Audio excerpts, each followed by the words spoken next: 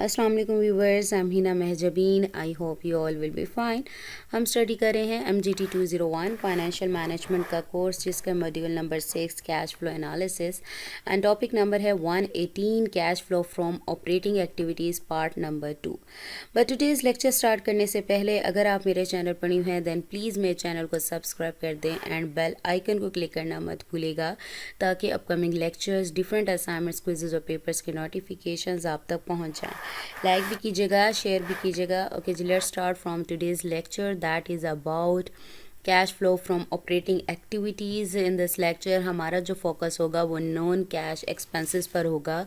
वो एक्सपेंसेस जो कि एक्सपेंस तो हैं, क्योंकि एक्सपेंस वो होता है जो आपके पैसे जो आपके पास होते हैं उसमें से डिडक्ट होता है, निकलता है, लेकिन वो एक्सपेंसेस हैं जिनकी वजह से कैश आउटफ्लो नहीं होता।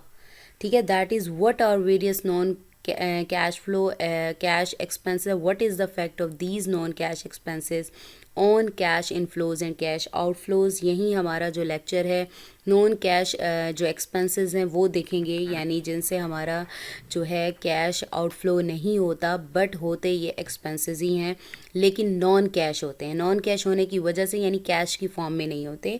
तो इस लेक्चर में हमने देखना है कौन कौन से नॉन कैश एक्सपेंसेस हैं और उनका जो इफेक्ट है वो हमारे कैश इनफ्लो और आउटफ्लो पर क्या होता है। First one is depreciation.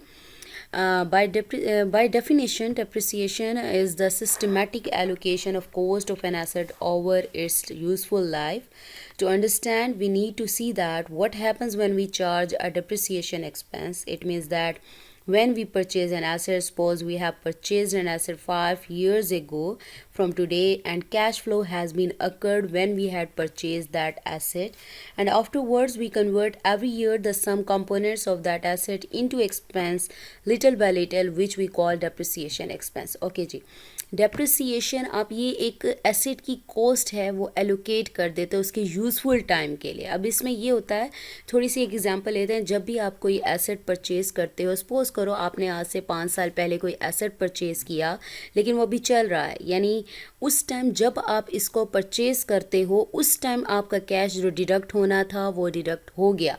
बाकी जितने अरसे तक, यानी आज से 5 साल की पहले की बात कर रही हूँ, तो अब उसका कुछ पार्ट जैसे आहिस्ता आहिस्ता साथ साथ आप थोड़ा थोड़ा पार्ट है उसको एज ए एक्सपेंस यूज़ करते जा रहे हो, बट उसकी वजह से कैश आउटफ्लो नहीं होगा, यानी एक्सपेंस है एक्सपेंस बट नॉन कैश। इसके नतीजे में आउटफ्लो नहीं होगा कैश का। ठीक है, कैश आपका बाहर यानी एक्सपेंस नहीं लगेगा आपका, लेकिन ये है एक्सपेंस। और डेप्रिसिएशन का ये एक्सपेंस कब इनकर हुआ था? जब आपने अपना ये जो एसेट है वो ख़रीदा था। सपोज़ करो आज से 5 साल पहले ख़रीदा था, तो उसी टाइम ही आपके जो अकाउंटिंग पीरियड था, जो भी स्टेटमेंट वगैरह कैश फ्लो स्टेटमेंट की बनाई थी, तो उसी टाइम इसकी डिडक्शन हो चुकी थी। चाहे ये अब तक यूज़ हो रहा है, इसके कुछ पार्ट्स अब तक यूज़ हो रहे हैं एज एन एक्सपेंस, लेकिन उसके पैसे नहीं जाएंगे, आपको एक तरह से पेमेंट उसकी नहीं करनी पड़ेगी, तो उसे डेप्रिसिएशन एक्सपेंस भी कहते हैं। Afterward every year when we will charge depreciation, a small component of the total value of the asset is converted into expense, यानी कुछ कंपोनेंट यानी थोड़ा थोड़ा पार्ट आप लेकर उसको एक्सपेंस में कन्वर्ट करते हो। But the cash flow took place 5 years back, वापस यह है 5 years बैक, यानी 5 साल पहले जो थी, जो पेमेंट वगैरह आपने करनी थी वो ऑलरेडी कर चुके हैं।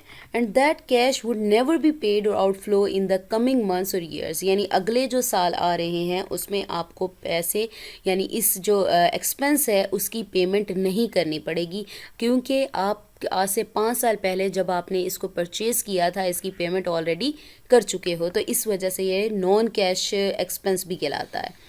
So depreciation is such a non-cash expense from which there is no cash outflow in that year for which we are making cash flow statement, यानी जिस ईयर के लिए आप कैश फ्लो स्टेटमेंट बना रहे, सपोज करो मैं इस ईयर के लिए, आज के जो ईयर चल रहा है उसके लिए बनाना चाह रही हूँ, और एक एसेट था मैंने 2 साल पहले या 3 साल पहले मैंने परचेज़ किया था, तो मैं क्या करूँगी, तो उस टाइम परचेज़ किया था तो मेरी जो है वो एक्सपेंस तो होगा।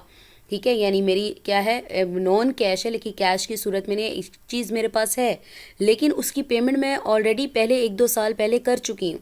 तो मेरा क्या होगा, कैश फ्लो स्टेटमेंट बनाते हुए ये कैश आउटफ्लो नहीं होगा, यानी पेमेंट नहीं करनी पड़ेगी।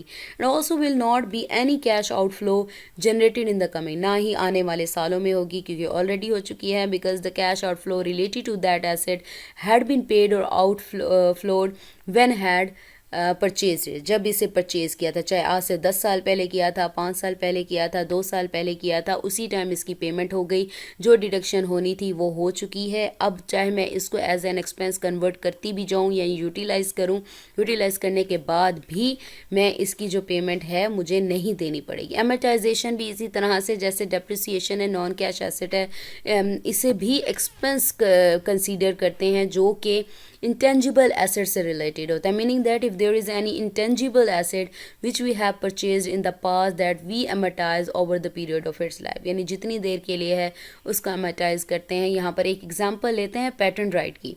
पेटेंट राइट क्या है? एक तरह से फॉर्मूला है जो कोई लैब या फिर पर्सन इन्वेंट करता है, और इसको हमारा बिजनेस यानी किसी ने कोई आइडिया क्रिएट किया, ठीक है, तो हमारा जो बिजनेस है वो इसे परचेज कर लेता है। परचेज करने का मतलब क्या है? कुछ पेमेंट करनी पड़ती है। कंप्यूटर के स्टूडेंट्स हों तो उन्हें पता होगा ये चीज़ का, ठीक है। And now we will produce a medicine और anything through this formula whose right has not been of any one, यानी अब फार्मूला जो मैंने पैसे दे के ख़रीदा है, ठीक है, उससे अब मैं कोई नई मेडिसिन या कोई चीज़ इन्वेंट करती हूँ जिसका राइट किसी के पास नहीं होगा, सिर्फ मेरे पास होगा। What amount of time this patent will be useful for us are that we estimate it, and the cost of patent a portion on that useful life by calling it its useful life। अब मुझे ये भी देखना है, क्योंकि मैंने ख़रीदा है, सर्टेन अमाउंट दी है, तो इसकी जो यूज़फुल लाइफ है मैं देखूंगी कि कितने टाइम के लिए है, उसको एस्टिमेट करना है, और उसकी जो कॉस्ट है उसको डिवाइड कर देंगे उसकी यूज़फुल लाइफ से, यानी कितने साल तक रहना है। सपोज करो 5 ईयर्स तक ये राइट रहेगा, 10 ईयर्स तक रहेगा, तो जिसे हम उसकी यूजफुल लाइफ कहते हैं। It means that if we have purchase a patent for 1 lakh या 100,000 few years ago, then every year then its 1/5 will be expense out, यानी 1/5 पार्ट यानी 5वां हिस्सा क्या है? एक्सपेंस जाएगा आपका। But again this expense will be seen in the profit and loss account, पता चलेगा, यानी प्रॉफिट एंड लॉस जो अकाउंट है उसमें ये पता होगा कि ये एज एक्सपेंस जा रहा है, बट इससे कैश आउटफ्लो यानी आपका जो प्रॉफिट है उसमें से पैसे नहीं जाएंगे, सिर्फ क्योंकि प्रॉफिट एंड लॉस अकाउंट में ये भी दिखाना होता है, बिकॉज एक्चुअल जो पिक्चर है आपकी कंपनी बिजनेस की दिखाता है प्रॉफिट एंड लॉस अकाउंट, तो इसलिए हर चीज़ वहाँ पर शो करवानी ज़रूरी होती है, लेकिन ज़रूरी नहीं है कि एवरीथिंग वो कैश की फॉर्म में हो, ठीक है। नॉन कैश एक्सपेंस भी होते हैं। So this is a non cash expense which needs to be adjusted. तो इन सब ये जो कि नॉन कैश एक्सपेंसेस हैं इनको एडजस्ट किया जाता है। Writing off assets, writing off क्या होता है? We write off an asset where writing off means that any asset was present in our books of accounts, but now we recognize that there is no value of that asset and we delete or write off it from our books।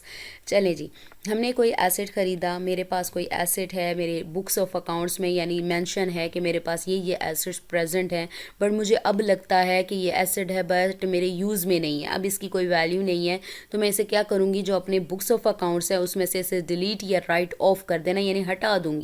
तो by doing this write off there comes an effect on our profit that we must keep it in profit and loss account as an extraordinary item, और profit is also decreases from writing off, but cash outflow does not happen.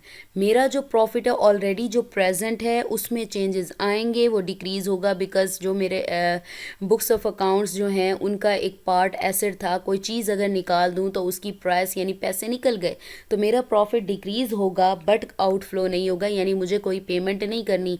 मैंने जो करना था पहले जब asset को ख़रीदा था मैंने उस टाइम ही उसकी पेमेंट कर दी थी, अब मैंने जस्ट उसको जो पेमेंट की हुई थी उसको जस्ट राइट ऑफ कर दिया, यानी हटा दिया। जस्ट मेरी चीज़ चली गई लेकिन पैसों का नुकसान नहीं हुआ मुझे।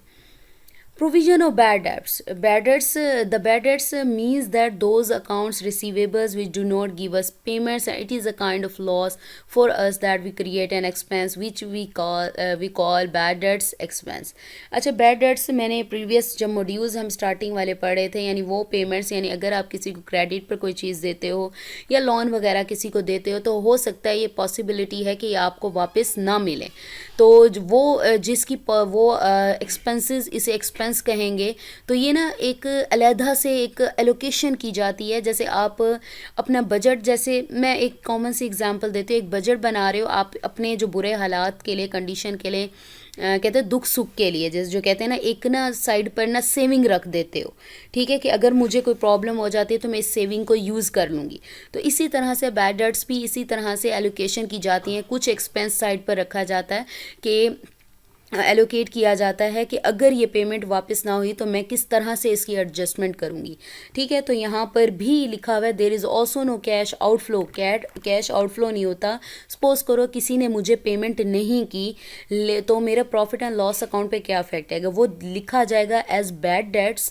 लेकिन मेरा जो कैश आउटफ्लो, यानी मुझे किसी को पैसे नहीं देने पड़ेंगे, बिकॉज जब मैंने ये बैड डेट्स जो अकाउंट है वो क्रिएट किया था या राइट किया था, तो मैंने ये जो कैश है या फिर जो एक्सपेंस है ये मैंने ऑलरेडी एलोकेट करके रखा है, ठीक है। मेरी ये अब जो अकाउंटिंग जो कैश फ्लो स्टेटमेंट बना रही हूँ, अब कोई इफेक्ट नहीं आ रहा, अब कोई आउटफ्लो नहीं हो रहा। As there is no cash outflow from these bad debts and we have to adjust them in our cash flow statement. तो हमें इसे एडजस्ट करना पड़ता है, प्रोविजंस करनी पड़ती हैं।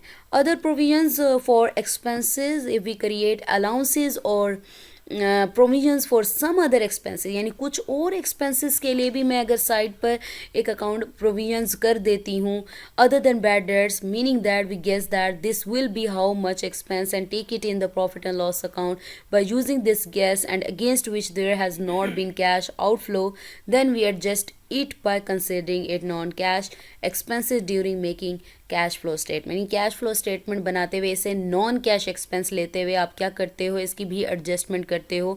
यानी आप एक गेस लगाते हुए, प्रोडिक्शन करते हुए कि मुझे इतनी ज़रूरत पैसों की पड़ सकती है या इतने एक्सपेंसेस मुझे इनकर करने पड़ सकते हैं, तो उसके लिए क्या है, अलाउंस या फिर प्रोविजंस बना दी जाती हैं इन एक्सपेंसेस के लिए। लेकिन ये नॉन कैश होती हैं बिकॉज जब ये इनकर करनी है, सपोज करो मैं कैश फ्लो स्टेटमेंट बना रही हूँ अब, और मैंने जो ये बनाई थी प्रोविजंस वगैरह क्रिएट की थी या एक्सपेंसेस डिक्लेयर करवाए थे पहले, आज से 5 साल या 1 साल पहले, तो उसी टाइम ही मैंने इसके लिए पैसे रख दिए थे। एक तरह से कह दूं, मैं अगर सिंपल वर्डिंग में कहूँ, सेविंग कर ली थी। तो अब अगर मुझे इनकर करना हो, वो कंडीशन आज आ जाती है, तो मुझे ये पैसे खर्च मतलब मेरे जो ऑलरेडी प्रेजेंट पैसे हैं उसमें से नहीं जाएंगे, मैं ऑलरेडी इसको एलोकेट कर चुकी हूँ। Next is effect on net profit. What will be the effect of all these non-cash expenses or profit? क्या effect आएगा? It means that all these are those expenses which are subtracted during calculating the profit. वो expenses हैं जो subtract किए जाते हैं जब profit को कैलकुलेट करना हो, क्योंकि but actually there is no cash outflow from them, यानी आपका जो प्रॉफिट है उसमें से सब्ट्रैक्ट तो होंगे लेकिन उनकी एडजस्टमेंट इस तरह से करेंगे कि कोई कैश आउटफ्लो ना हो। We add back all these expenses which are called non cash expenses, outflow नहीं है, देयरफॉर इनकी जो अमाउंट्स हैं, जो एक्सपेंसेस हैं, उनको दोबारा से हम प्रॉफिट के अंदर ऐड कर देते हैं in order to reach to the cash amount from the amount of the profit. यानी मेरा जो एक्चुअल कैश था वो कितना है प्रॉफिट की अमाउंट से इधर तक पहुंचने के लिए। ये नॉन कैश एक्सपेंसेस का बता दिया क्या इफ़ेक्ट आता है। ऑपरेटिंग एक्टिविटीज़ का हम देख रहे थे कि उसी का ही एक कंपोनेंट है। मुझे अपनी दुआओं में याद रखिएगा, अपना ख्याल रखिएगा। टेक केयर, अल्लाह हाफिज़।